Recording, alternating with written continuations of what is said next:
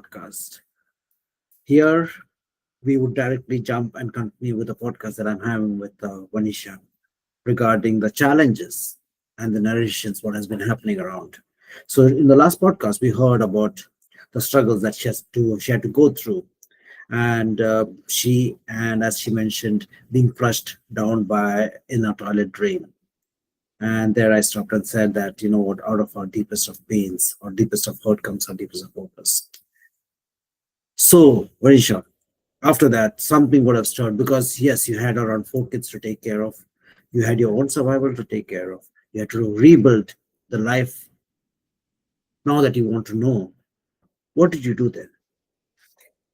Well, it was bumpy, to start. I didn't really, I'm still trying to recover and things like that. And so but I knew too, like, I'm like, okay, we're on our own. We're financially on our own. You have to remember, I was a stay-at-home mom. So I was Mhm. always had planned to go back to school and do all these things once my kids were older. But I still had young kids. Like, when this all happened, my boys were like 3 and 5 years old, and my daughter was 9, and my oldest was 14. And so, now everyone's a couple years older and things like that, a few years older. And so I'm like, I can't just go get a job at Sobeys bagging groceries. Like, I really got to figure this out. And we, through the divorce and everything, it was, because we were self-employed, long story short, I never did get any child support or alimony. Peter was able to just kind of fly under the radar. I tried doing all of those programs where I forget what they're called right now, but when they try to go after them and garnish their wages and all that, but none of that worked because Peter was self-employed, and so he could just run the money through other channels and things like that. So when I would get some child support, it was few and far between, and it was never very much. And so the kids and I were literally on our own. And so I, started doing odd jobs, and for a while I was doing I used to be a first aid instructor because, you got paid decent money. I could kind of manage my hours, things like that. So started doing that. And then that just wasn't cutting the mustard, so to speak. Like, it got so bad. Like, it was, I could not pay all the bills. I didn't qualify for social assistance. I did. It was like the kids and I just kind of kept falling through the cracks of the system, and so there were, I was working a full-time job, trying to do odd jobs. I ended up, and then this whole time my drinking is also getting worse. Okay. Yeah, so my drinking was getting worse. I was getting more and more angry and just bitter, just angry at the system, angry at just how it was so unfair to me. All of this, it was like, how can this be happening? How can it was like nothing was working in our favor. And we were like the victims of all of this. You know what I mean? But we just couldn't catch a break. I couldn't catch a break, and I go into more of this in my book and stuff like that. But that anger, that seething anger was like ripping me to shreds. And I was drinking more and more over it. But I was able to maintain my job. I was almost like became like a functioning alcoholic, if you will. That's sort of an oxymoron to me now. I don't think anyone ever really functions that well when you're drinking like that. You know what I mean? A lot of people think they can function, and we have Yes. seen the unfortunate driving of cars wherein it doesn't work well. No, So, no, it we doesn't. have a You're lot of never people really, them on the way. Yeah, yeah, you're you not, never really in that space, but then our mind takes over and the ego takes over. Hey, you know what? It's okay. I just had a couple and I've been over there, totally. so I can handle it. Okay, please continue. Sorry. Yeah. And so, anyways, and so I ended up being at a place, I ended up working full time at a large homeless shelter, a lot of addiction, a lot of mental health. And this was really the first time in my life, because remember the childhood where I came from and things like that. And this was still at a time in our history, in our world history, where we're just barely starting to talk about addiction and mental health. So this is still kind of way back, but I remember for me, it was pivotal because I'm working at this huge homeless shelter downtown Calgary. And I remember, getting this job and working there and feeling like, oh my gosh, like these are my people. I get this. I totally get this. And I started listening to the stories of how they got there and how it all fell apart. And I'm like, I can relate. I get that. 1 minute you're on top, you have the big lavish house and you have the companies and you've got the family and you've got the money in the bank. And the next thing, for whatever reason, there's lots of reasons, boom, it's all gone. You start drinking, you start doing drugs, you start self-medicating. Next thing you know, you've lost it all. You've lost the family, you lost the company, you smashed up the cars, and then you're homeless. And so I could really, I got that. I get that.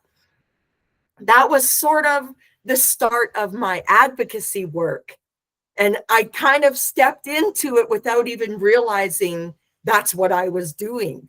But I started advocating for these people, and because I was the person that was talking to downtown corporate Calgary about homelessness, about addiction, and because they would have corporate teams that would come through the center to volunteer and serve a meal.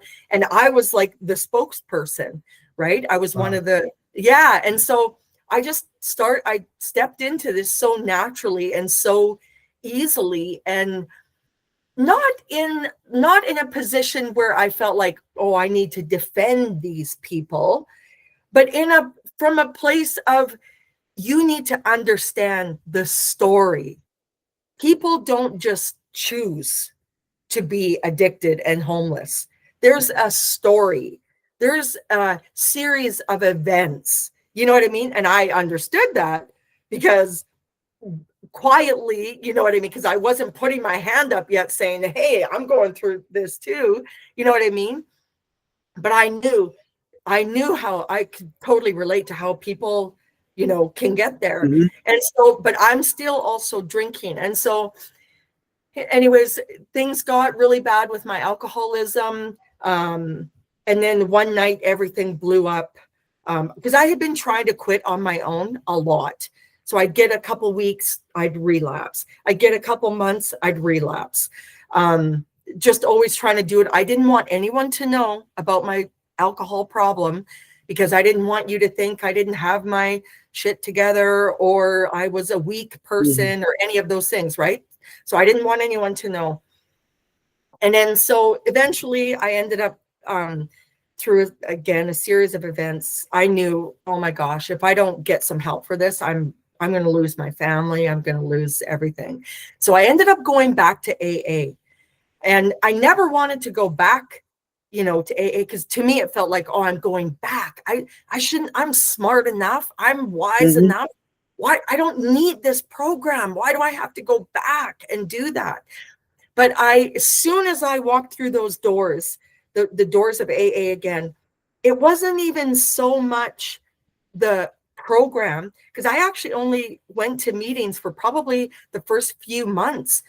It was just it was almost like I was coming face to face with the revelation that Vanisha, it was almost like my own mirror.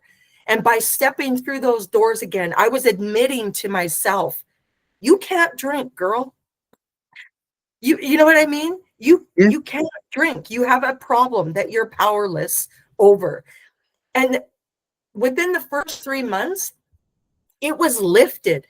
I had no more obsession to want to drink. And still to this day, oh gosh, that was since 2013. Like I haven't had a drop of alcohol since 2013. No desire. I have absolutely, like, I don't white knuckle my sobriety at all. And so I did that. And then so now I'm sober, you know what I mean? And I'm really starting to look at my life and look at, because now I'm not chasing or stuffing my feelings with alcohol, right? Mm-hmm. And so I'm really starting to look at everything and look at my anger. And I know I got to release my ex-husband and forgive him and just let it all go. And I'm starting to realize, if you're going to turn things around, yes, all this stuff happened to you. Yes, it's not fair. You're right. It's not fair. But if it's going to change, I have to change it. And I have to take full responsibility from here on out and make the changes. You know what I mean? No one's going to do it for you, and I knew no one's doing it for you, Vanisha, And so I'm about 6 months sober. I sobered up just in time to start to watch my daughter, Eden, who was then like 13, 14 years old, start to go down the road of addiction. See, you have to remember, and this is the thing, and this is why I say, when I talked about that devastation happening to my family and that tsunami hitting, sexual abuse came in through my children's father and stepfather. That trauma lived in all of us, and we all had our journey with it. And now, being on the other side of this, if you will, for almost 20 years. Yeah, nearly 20 years. My family, my children are still feeling the effects of that trauma. And so Eden started to go down the road of addiction. She started getting high at school, smoking marijuana with her friends, and then she liked how it made her feel. Long story short, she went from marijuana to a full-blown fentanyl, heroin addiction. She was on the street. She ended up being on the street. And this is like over 6 years, right? 6-7 years of this. So from the time she was like 13 till she was 19 years old. And so my fight, I'm 6 months sober, and now my fight is, I got to help my daughter. That is when I stepped into the next level of advocacy work, because I got angry, so angry at our system, so angry at the silence, so angry at the stigma that people face when they're struggling with mental health and addiction. Because I knew my daughter is beautiful. She's caring. She's intelligent. She's funny. She's the most loving, generous, kind-hearted person you will ever. She will give you the shirt off her back. And she's not just a junkie. She's not just some street kid punk that you see on the street. You know what I mean? At the stop sign with her hand out collecting money, because that's the level of addiction that she got to. And so then that's when I took my soapbox and stood on, and I started advocating publicly. I started getting in front of the media, because it wasn't just about my own alcoholism anymore. It wasn't just about my story. It wasn't just, now I'm fighting for my daughter, and I'm fighting for her dignity. I'm fighting for her truth. I'm fighting for, she's a human being that deserves help and support and love and compassion. You know what I mean? I'm fighting for all of that. And so that's when things started to sort of explode in that way, where, it just became really real for me. And all of it took on a whole new meaning. All the people I was serving at the Calgary Drop-In and Rehab Center, now it's really personal, because now not just, now I'm seeing sons and daughters, mothers Mm. and fathers. I'm not seeing clients anymore, you know. And so I was, 6 years, Eden was in and out of treatment. We did PCHAD. I did everything under the sun until she was 18 years old to try to get her to, help her to get sober, to get off the drugs. But the pull was so heavy. And every time she went back out, it just got worse and worse and worse. And I remember at one point, the Calgary police were like, trying to prepare me mentally, like, she's not going to live the year. You need to start preparing yourself that you're going to end up burying your daughter. And because just the people she was running with, the life that she was living, it really looked like a hopeless dead end for her. And I remember in those moments when with Eden is when, because, as parents, we take great pride and honor in how our kids grow up, right? And in what they become and what they do. And we're always so quick to brag, if you will, or share, like, oh, Mhm. my daughter is, she's a star player on the volleyball team, or she's just been selected into blah blah university, or she graduated with honors, or she's got a great job and she's a great this and she's a great that, and you know what I mean. So then that must mean in turn I'm a great parent, because look at my kids, right? Mhm. We hold Mhm. them up like statues and medals of honor. Like, look at all my children. Look at my 4 amazing children and all that they've done and become and who they are. And wow. So, you know what I mean? We say it without saying it, but it's like, clearly I did something right. You know what I mean? Mhm. Right. So when our children go down a road of addiction, mental health, they quit school, they're on the street, they're in prostitution, they're in and out of treatment, they're in and out of like, I must be the lousiest parent that ever walked the face of the earth. So all the shame that was there was horrible. But I started to even realize things myself, and just that, you know what? I know who my daughter is. And just because she's not living that way, I know why she's also living the way she's living. I found out later through this journey with Eden that her dad had been sexually inappropriate with her as well. It's just that the kids never came forward about it.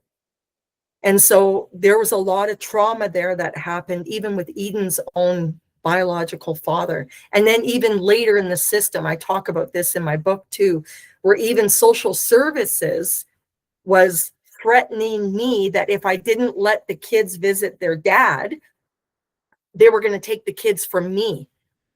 And so, so I was having to give my kids over to their father, you know what I mean? And stuff was happening. Anyway, so I knew what was going on with Eden.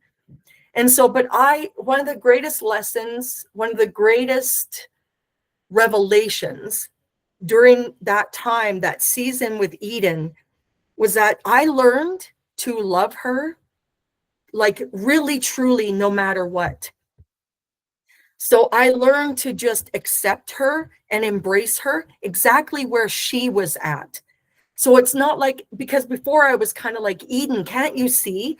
Like, you're hurting everybody. You're going to kill yourself. You're hurting me. You're hurting your brothers. You're hurting your sister. Like, can't you stop? This lifestyle is so destructive and hurtful and bad. It's bad for you. It's bad for us. But then what I started to but it was painful for me. I was uncomfortable in my Mhm. own pain. Do you know what I'm saying? So Mhm. you're the cause of my pain right now, Eden. So you need to stop, because you're hurting me. I can't handle this pain. I can't handle this, because it was torment, you know? And then I finally got to a place of just surrender and acceptance. and knowing that this is her journey, whether I like it or not, but this is her journey between her and God, her and her God. You know what I mean? And I just happen to be the mother chosen to go along in this journey with her. But I can't make her do anything. I can't force her into anything. All I can do is show up and love her exactly where she's at. And just to let her know that whenever you're ready to get help, to break free, I'm here. I'm your person. And I wanted her to know I'm not ashamed of you. I'm not ashamed of you. I don't need you to be doing well in, like, obviously I would love you to be doing well, but I don't need you to be doing well so I can feel like I look like a good mother to people. I don't care anymore. But I didn't care anymore about my reputation or what the neighbors thought or the people across the street or the people at work or what I cared about more than anything. What became the most important thing to me in my life was being the kind of mother that no matter what, you show up for your kids. Everything in my life became about helping my kids get through what they needed to get through. Even when it makes me uncomfortable, even when it doesn't go the way I think it should go, just being there to support them. And I knew that meant I could lose my daughter, but I couldn't force her. I tried to force her up until she was 18. You know what I mean? I had the law on my side, and I did do things to try to force her into treatment, into sobriety, into recovery. Eventually, so learning to love Eden like that, in just that, so I remember the first time Eden told me like that she was prostituting herself. I already knew before she even told me. I could see it on her. And even as she was starting to tell me, and I just remember looking at her and holding her hand. We were in Tim Hortons, and I didn't care. I mean, obviously I cared that my daughter was hurting to that level, but I was like, I love you. I'm not ashamed of you. And I got to a place where, like, I don't care what you have to do to survive. Do whatever you have to do to stay alive until you're ready to recover. And I'm here. I'll always be here. I'm not going anywhere, And on December 31st, this is like 8 years ago now, Eden called me up. She had been staying, some pimp had her holed up in a hotel in the northeast part of Calgary. She called me up and she was like, Mama, because Eden didn't have a cell phone. I had no way of reaching her. I never knew every day, is she dead? Is she alive? Has she been dead for a week? Am I ever going to hear from her again? I had to learn to live like that. You know what I mean? And so she called me up on the 31st of December. And I remember I had canceled all my plans. I had been out running. And she called me up and she's like, Mama, can you come get me? Can I see you tonight? And I was like, yes, honey, I'm just on my way home from a run. I'll come get you right away. And it was probably 9-10 o'clock at night. And she was like, I just want to see you and maybe could we go get some 5-cent candies from the corner store? And I was like, yeah, sure. Even when I would see Eden, I never, because she was so heavily addicted to fentanyl and heroin, like I had very brief moments with her, and so I never knew how long I was going to be with her for. 5 minutes, 10 minutes, 30 minutes, And so I went and got her. She was like, can I come home with you? And then it ended up, she was like, can I try again to get sober one more time? Will you help me get on Suboxone? And I said, yes, of course I will. And we'd tried this before. And so Eden has been sober ever since that night. And so it's like, and it also taught me too, no one is beyond hope. No one is beyond hope. And so if your child, if your loved one is above ground, there is hope. Because, by all accounts, Eden looked like a lost cause, hopeless. She's never, and even Eden would have told you herself, I'm going to use until I overdose and die, but she's now sober over 8 years. She's married. She has 3 children. Like, you would never even know that was in her past unless she told you, I told you, you know what I mean? And so she's had to do, she had to do a lot of hard work and everything like that. But through all this, one of the other big things that I've learned is just to really, to dig in, really dig in. And by that, I mean to dig into ourselves, really dig in and dig up what is going on, because bad things can happen to us, things that are out of our control. Sometimes we're in control. Sometimes it's by our own choice, or it's by our own hand, or whatever. Sometimes it's not, but I'm still responsible to figure out a way through it. You know what I mean? No one's coming to do the work for me. I have to do the work. And so through all this, even with Eden, being out on the street and not knowing if she's dead or alive, and and not knowing when it's going to end, or if it will ever end. I had my oldest daughter getting married and having my first grandchild. And so I also, through the midst of all this, and then I had 2 little boys, like my sons were growing up in all of this too. But I had to learn to hold. That's when I really started to realize that we can have both joy and sorrow, and we can hold space for both, because I didn't want anything stealing my joy from everything that I was experiencing with my oldest daughter. Like, my oldest daughter was getting married, and then she was having her first child. And I really wanted to be present, fully present for all of that, not so depressed and, just can't get over the pain of Eden's out there somewhere. So I can't be happy about any of this other stuff happening over here because Eden, because I don't know if, you know what I mean? I didn't want to live my life like that. And so, yeah, so many lessons, so many, one of the other things I really discovered through all of this, and through writing my book too, because it took me about 5 years to write my first book. And some of that, it took so long and was so hard. It's because I had to be honest with myself when I was writing. And not just honest, but I call it ugly truth honest. Some of the truths about myself that I had to look at were ugly. They were things that, you have those things in your life where you're like, I will take this to my grave. No one's ever going to know about this. I'm never going to tell anyone that I thought this, or I did this, or whatever this is, right? It's like skeletons in the closet. It's like, and when I was writing my book,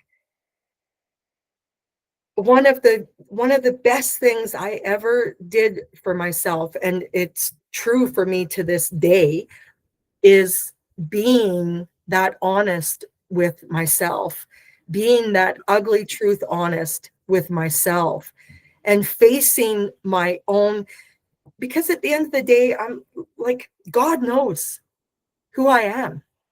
He knows my thoughts. He knows the intentions of my heart. He knows my desires. So who am I really fooling? You? You know what I mean? Who am I really fooling? And who am I really hurting by not being willing to really take a good hard look at myself? And so it was through all of that work of digging it up and digging up all of that ugly truth. So there'd be times in my book where I'm writing, writing, and I would come to say like a fork in the road, and I'd be like, oh man, how do I get around this? How do I tell this part of my story? But I didn't want it to look that bad. I didn't want it to look as bad as it really was. I didn't want it to look like, do I really want people to know what a horrible drunk I was?